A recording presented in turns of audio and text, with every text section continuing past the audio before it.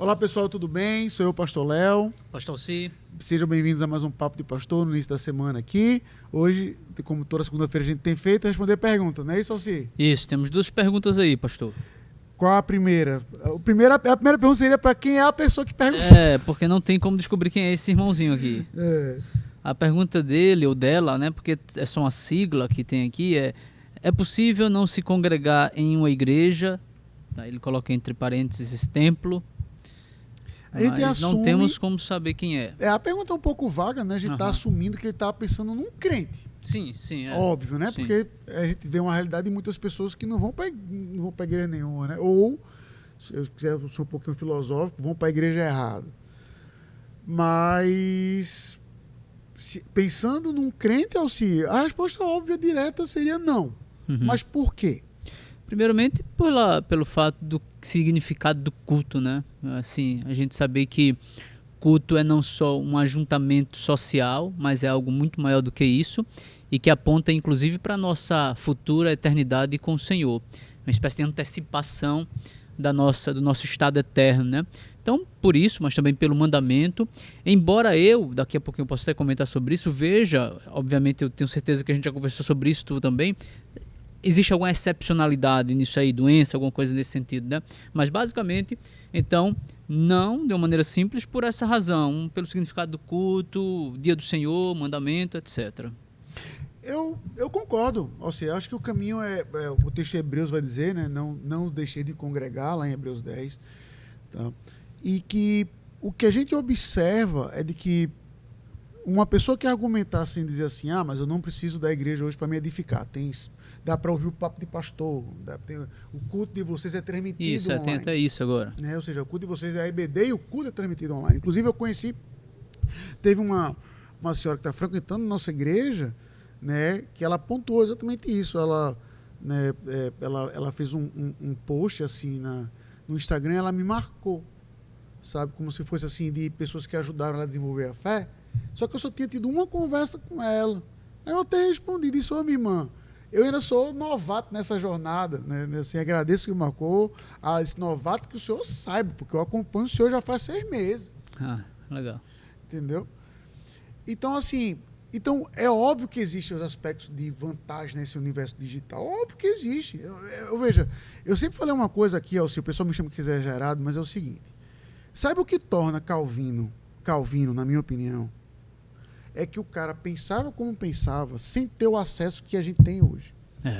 Verdade.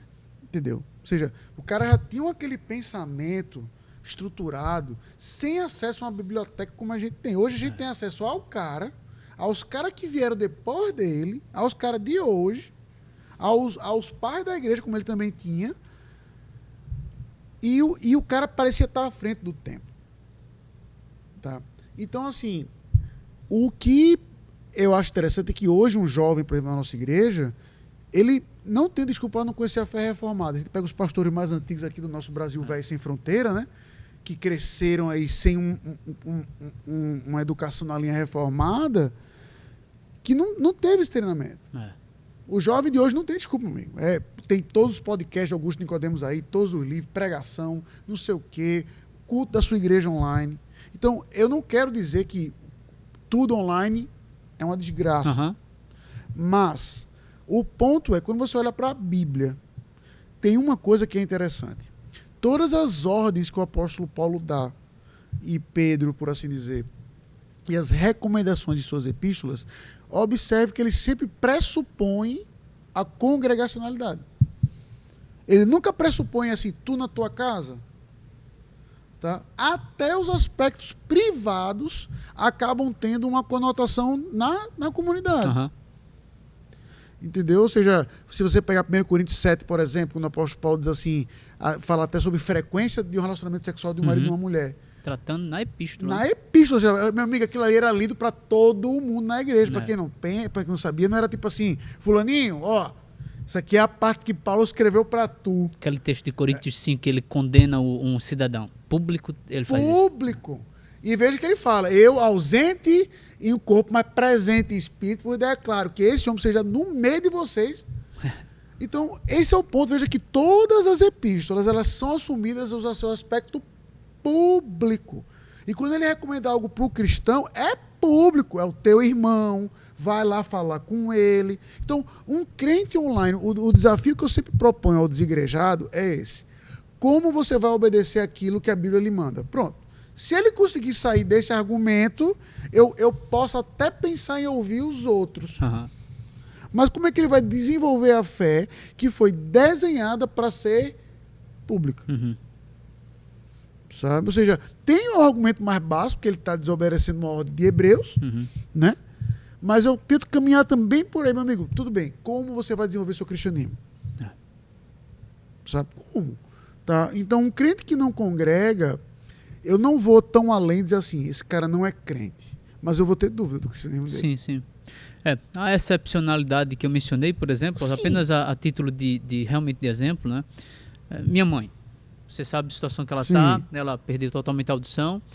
Então, ela pode até pensar, como a gente também, inclusive, pensa, eu me refiro assim, eu e meus irmãos, que não é hora dela ir para a igreja por uma razão. Ela não está escutando absolutamente nada. De modo que ela, quando vê uma transmissão, quando assiste uma transmissão, ela bota a legenda. Entendeu? Mas mesmo assim eu entendo que, apesar dessa excepcionalidade, mesmo que ela vá para não escutar nada em algum momento, isso é importante para a comunhão dos santos, para ela rever irmãos, para ela ser acompanhada pelo pastor, para ela inclusive ser bênção na vida dos outros. Então a necessidade da congregação é essencial para a vida do cristão, tratar pecado e ele ser instrumento no tratamento de pecado na vida do outro, fora a edificação pela palavra, quando a pessoa obviamente tem condições, diferentemente de minha mãe, pelo menos temporariamente, enfim. Então, apesar da excepcionalidade, é exceção de fato, a obrigação de um cristão é de fato congregar, estar no culto, e eu medito muito nisso, Léo, a questão de antecipar o nosso futuro estado, o estado eterno dos santos. Hebreus então, 4. estaremos lá como igreja, como povo reunido. Então, a gente faz isso no dia do Senhor, exatamente numa antecipação, e a gente precisa meditar um pouco também nisso, né? Duas coisas só que você comentou, só concordando com o que você falou.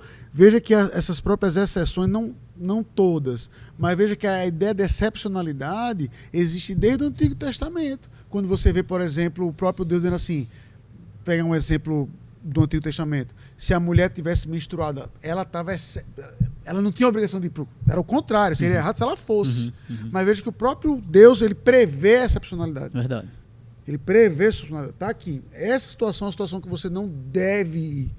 Né? O problema, né, e aí fica uma coisa para reflexão, é de que hoje, ouvindo o Albert Moller, como eu escuto ele todo dia de manhã, ele falou assim, que ele só assistia as coisas da Disney, que ele estava comentando com a da Disney, só se ele tivesse muito doente para faltar uma igreja no domingo. Aí ele comentou exatamente isso, eu fico isso na cabeça. Só se tivesse muito doente para ele faltar a igreja no domingo. Hoje, basta a criança... Apareceu com o nariz correndo, meu filho estava indisposto, eu deixei ele lá, sabe? Então, esse é o ponto. As excepcionalidades são previstas na própria Escritura.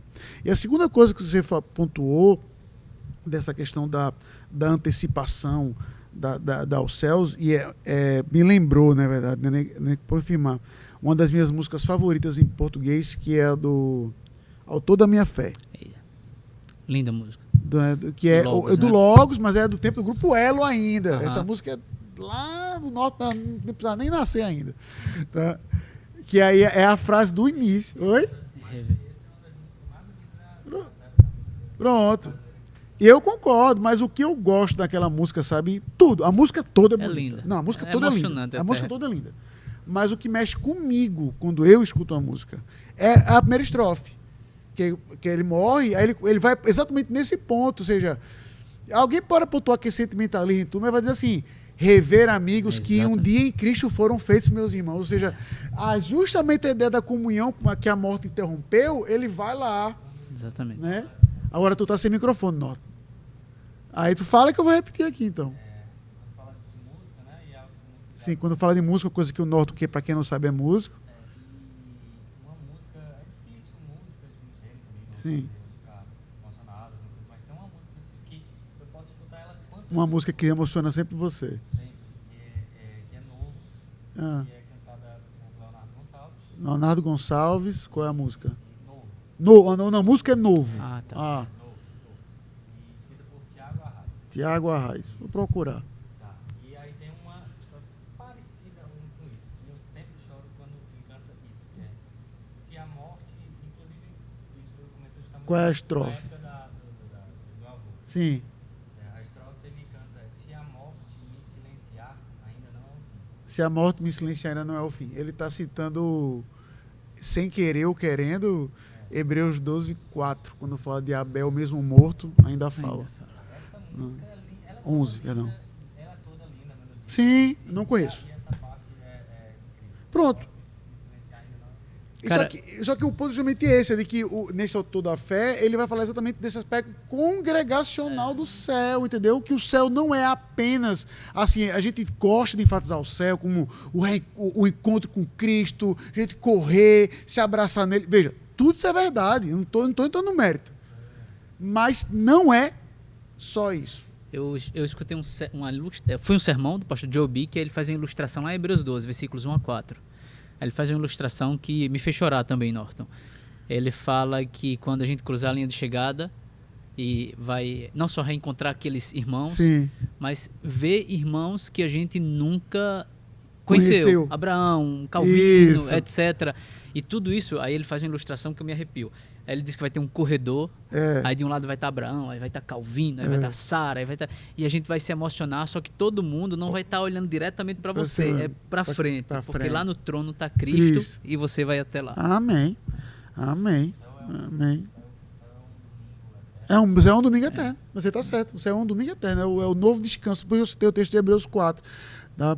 Então, assim, esse aspecto do culto é que não pode se perder. Eu costumo dizer que o culto, ele é um... Você falou de antecipação, né? Para pegar uma linguagem dos jovens, é um trailer do céu.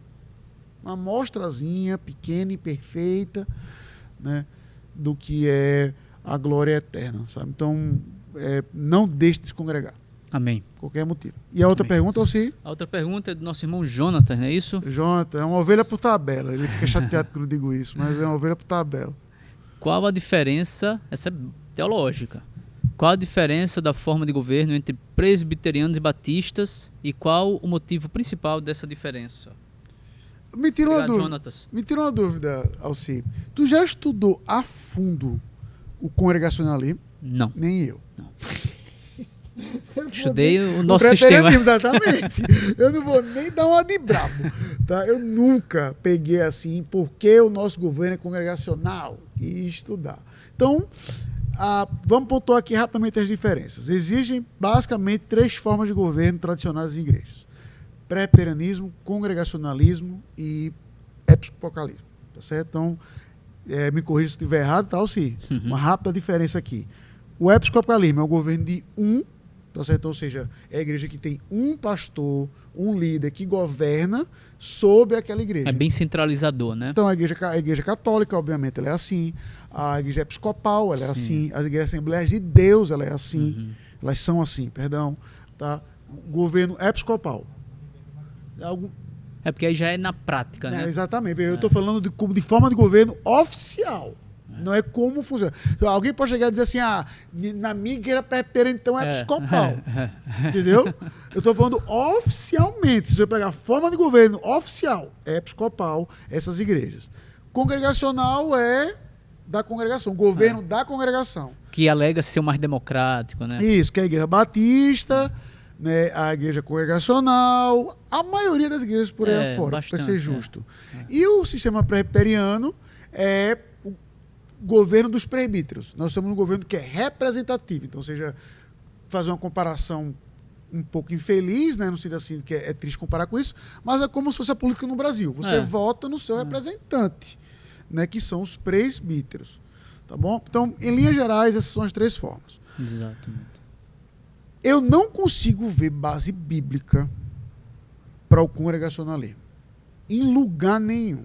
Só um texto bíblico, se o cara olhar e ainda olhar meio de lado, assim, com sono, o cara vai dizer, ok, que é quando Pedro diz assim, em Atos, escolham homens dos diáconos, escolham homens. Pronto, se o cara olhar para aquele texto, o cara vai dizer, ó aí. Mas para mim é mais fácil dizer, como eu defendo naquele texto, que os oficiais da igreja devem ser votados do que um sistema congregacional. Porque veja que ele não colocou em votação o que deve ser feito. É. Vamos votar aqui. Você acha que sou eu que tenho que fazer isso ou vamos chamar alguém? Então, tu consegue ver base bíblica, assim, que seja de prática para o congregacionalismo na igreja? Eu não posso nem, como a gente falou aqui, entrar no que o próprio congregacionalismo vai usar Isso, de de base, né?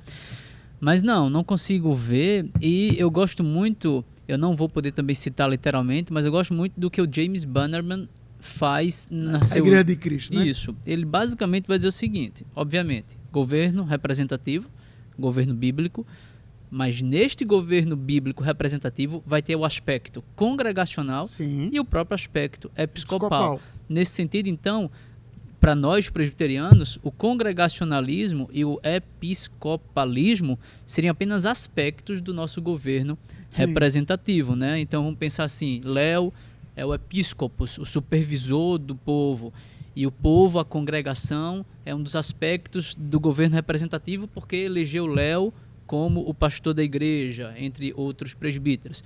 Então, para mim isso é muito lógico, para mim isso, assim, isso salta da escritura. Agora, obviamente, que para eu ir para apenas o governo congregacional e explicar com base no que eles pensam, eu nunca fiz isso e nem tenho como fazer. Nem eu. Eu não vou mentir, porque eu não acho o assunto interessante em si, Isso, entendeu? Por quê? Porque como a gente já tem aquele famoso reforço pela verdade, como a gente já tem plena convicção que o nosso sistema é o governo bíblico, aí a gente nunca pode, vou aqui sentar para estudar o que eu não concordo. Exato. Até aquela questão que é demanda nossa e que assim, eu nunca fui estudar para tirar dúvida, né? Sim. Obviamente, no seminário eu fui apresentado antes mesmo na igreja, mas a questão do batismo infantil é demanda, entendeu? Sim. Então assim, para mim é tão claro o batismo infantil que o fato de eu precisar estudar os que não são pedobatistas é porque um irmão tem dúvida e pergunta, dá um estudo para catecúmenos, etc. Então coisa assim. É o caso do sistema de governo da gente. Então, só salientando então, nós entendemos o governo presbiteriano não é apenas por uma tradição, né? Mas se a gente for fazer uma rápida teologia bíblica aqui, a palavra presbítero literalmente significa ancião. E aí você vai ver que é a palavra que é utilizada, por exemplo, por Deus lá para Moisés, escolhe anciãos para ficar contigo. Então Aqueles 70, né? Aqueles 70. Então você vai ver que desde o Antigo Testamento, ali você vai ver Moisés já com um governo representativo. Ele governava, então se alguém pontuar que no Antigo Testamento era até um aspecto um pouco mais episcopal, tem lá seu grau de verdade, mas veja que já tem a ideia de que não faça isso só, que isso é loucura. Ele tinha ali os presbíteros para servirem, e quando você vai para o Novo Testamento, a gente vê exatamente isso. O que pode se debater, por exemplo, que eu acho que é até válido, é os limites desse presbiterianismo, que, por exemplo, tem pastores que entendem que não deve existir eleição para pastor, porque eles comparam o pastor no Novo Testamento com o delegado apostólico e não com o presbítero. Interessante. Entendeu? Eles olham, por exemplo, para Tito, Timóteo, tá? E olham para o presbítero como sendo algo, um outro ofício. Né? Nem abaixo, não. Um outro ofício. Tá? Então, quando ele olha, por exemplo, Paulo, quando coloca Tito e Timóteo nas igrejas, ele não é eleito, né? Ele vai lá e pum, bota lá o cabo. Então, alguns pastores pensam dessa forma. Que não deveria ter eleição. Então, ou seja, até a própria forma do presbiterianismo e do congregacionalismo também varia de igreja para igreja. O próprio presbiterianismo, por exemplo, ele é bem diferente do presbiterianismo americano. Né? Se você perguntar para mim, eu prefiro o de lá. Certo? Se alguém perguntar qual a diferença fundamental, porque lá fora não tem nem presidente do Supremo Concílio, né? Isso é muito legal.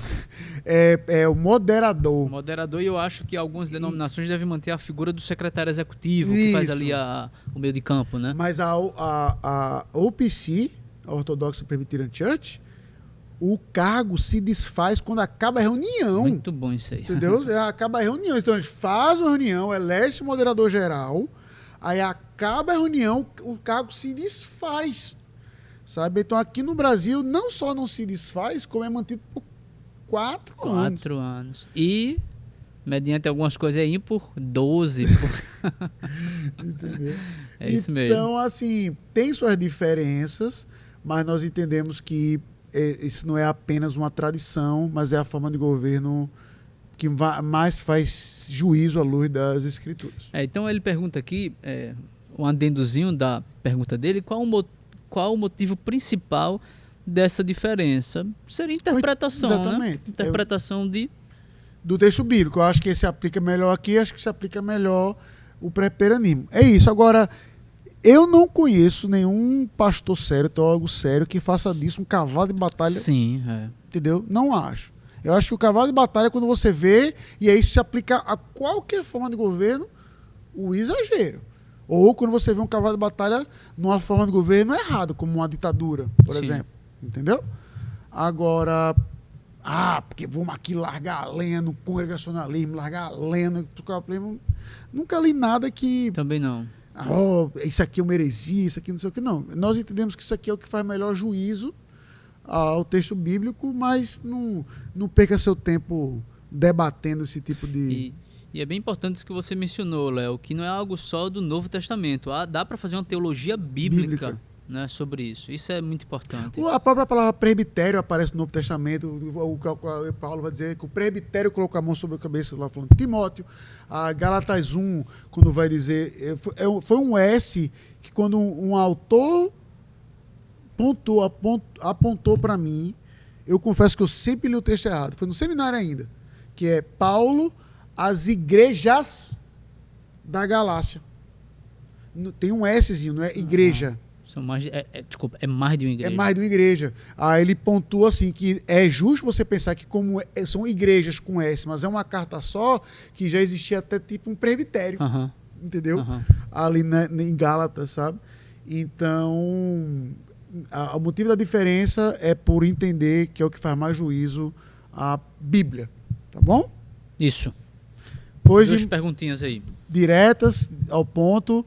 Não deixe de mandar suas dúvidas, certo? No comentário do Instagram. A gente prefere por lá, tá certo? Mas a gente sempre está de olho nos comentários do YouTube também. Divulgue, compartilhe e até quarta. Até quarta.